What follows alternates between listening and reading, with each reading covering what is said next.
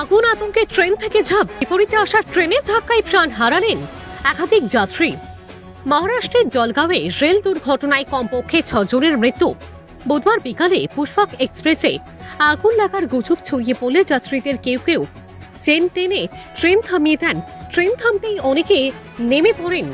সেই সময় পাশের লাইন দিয়ে দ্রুত গতিতে আসা কর্ণাটক এক্সপ্রেস তাদের বেশ কয়েকজনকে ধাক্কা মারে। ডিআরএম ভূষাওয়াল ঘটনাস্থলের উদ্দেশ্যে রওনা দিয়েছেন। 6 জনের মৃত্যুর পাশাপাশি আরও অনেক যাত্রী গুরুতর আহত হয়েছেন বলে খবর।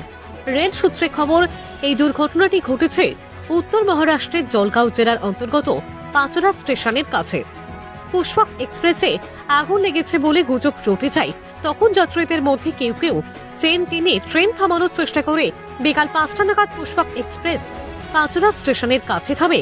এরপর কয়েকজন যাত্রী ট্রেন থেকে নেমে রেলওয়ে ট্রাকের উপর দিয়ে যাচ্ছিলেন। ঠিক সেই সময় পাশের ট্রাকে উল্টো দিক থেকে আসা কর্ণাটক এক্সপ্রেস ওই যাত্রীদের ধাক্কা দেয়। ঘটনাস্থলে গিয়েছেন রেলের সেকশন ইঞ্জিনিয়ার থেকে শুরু করে রাজ্য প্রশাসনের কর্মকর্তারাও। ব্যুরো রিপোর্ট, KTN 5 গ্রাম নিউজ।